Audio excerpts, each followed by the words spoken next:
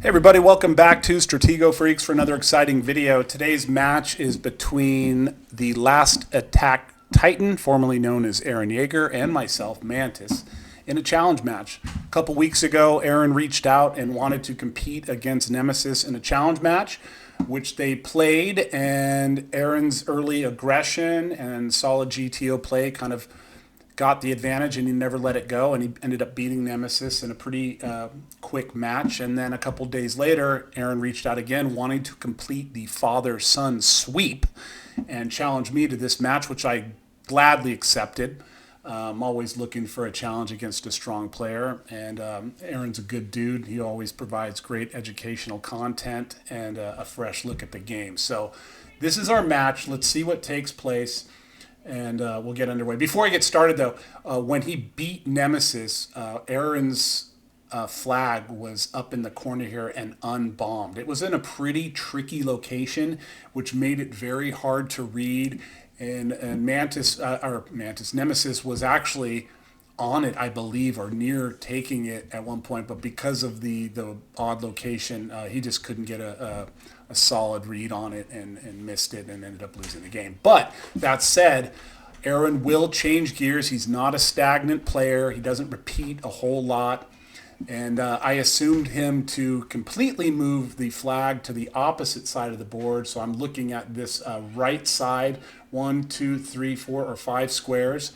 And I believe I thought at the time that he would probably bomb it in because he knows I'm kind of an aggressive guy and will go for stuff. So that was my mindset. Let's see if I was accurate in my assessment. So let's go. So nothing, too exciting. I did want to counteract any of his aggressive style by getting up in material and then making some good reads, hopefully in the end, to maintain that advantage and win by attrition in the end game. I didn't have any real solid understanding of what was going to take place. I just wanted to have a mindset. So here we go. We're going to exchange.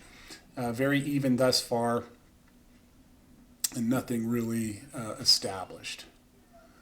So I wanted access for my marshal to be able to come around, get to the center, or help defend. And now, let me stop and go back 10 seconds.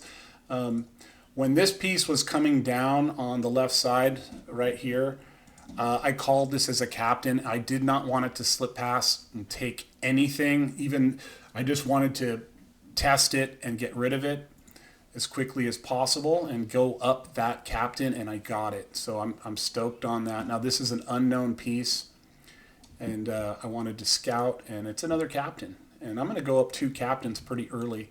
Now this is unfortunate. It was either going to be the marshal or the marshal or gen, and it was the gen. So I do go down the big piece, but I'm compensated a little bit because of the material in which I have accumulated here.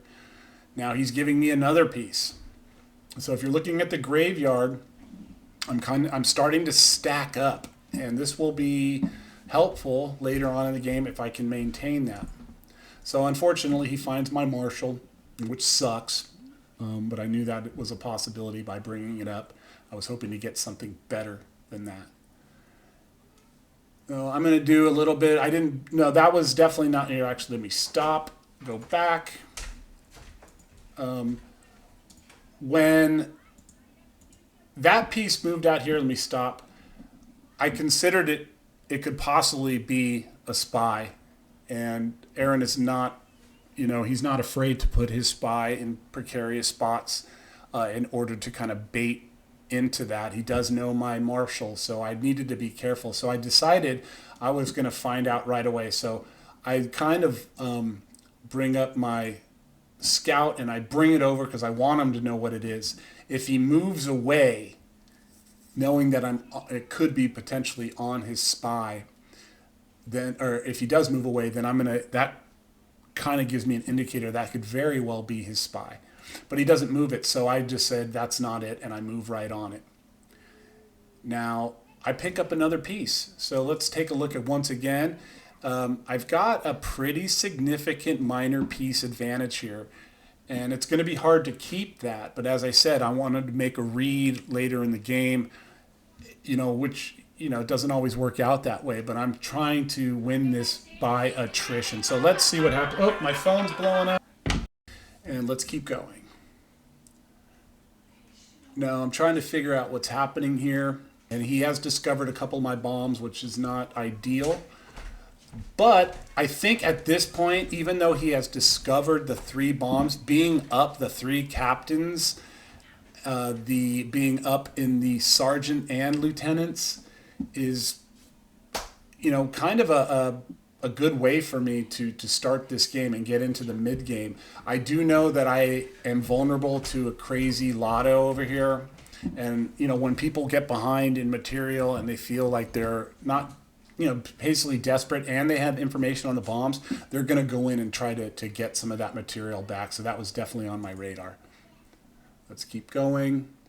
Okay, so now pieces are being discovered. And I make a mistake here.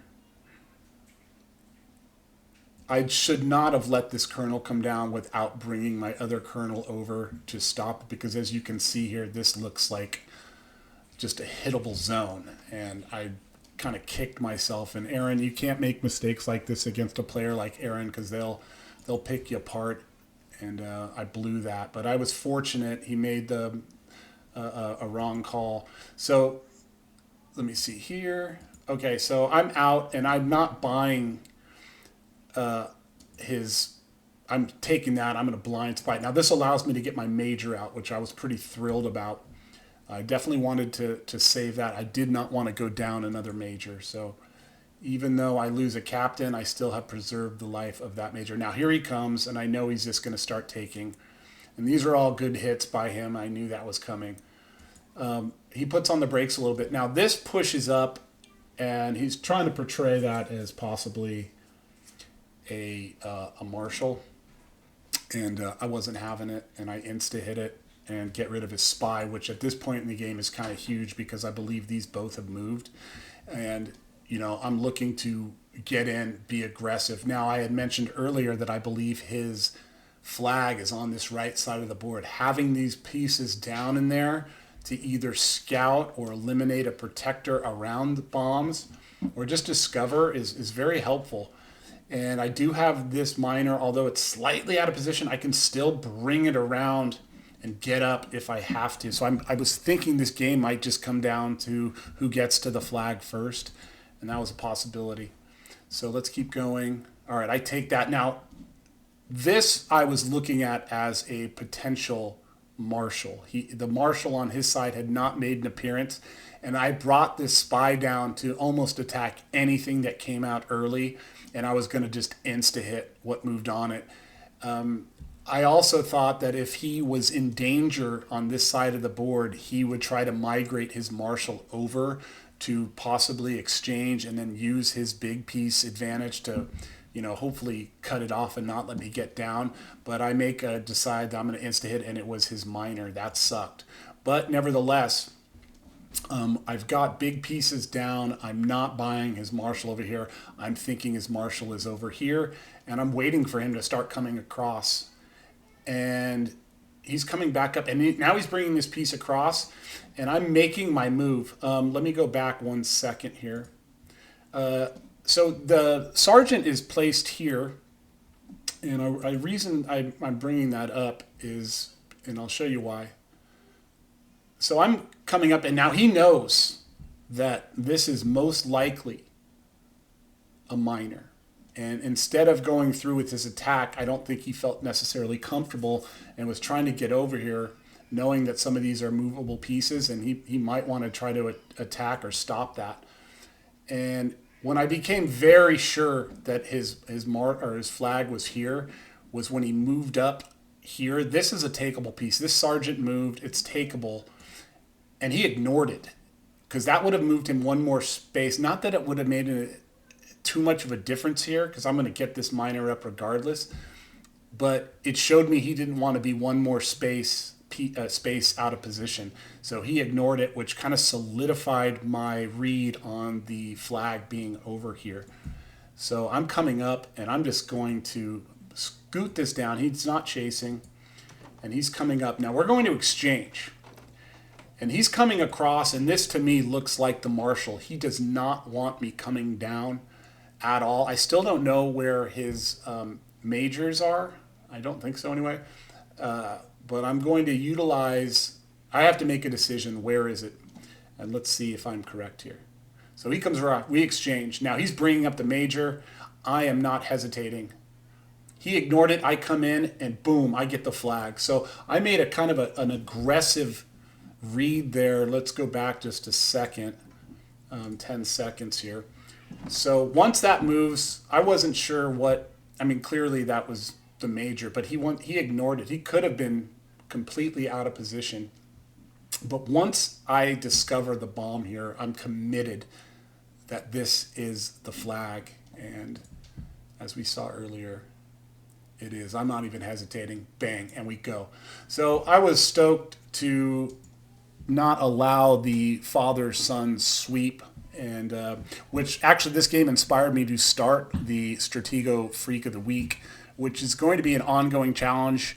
I believe we have a couple people that reached out that want to do that, and when Nemesis and I have a moment where we can both sit down and play, the challenge is for any player to beat us both back to back. So they would play me, and then if they get through me, then they would play Nemesis, and if they complete that challenge by beating both of us, you become Freak of the Week. And who doesn't want to be Freak of the Week? Am I right?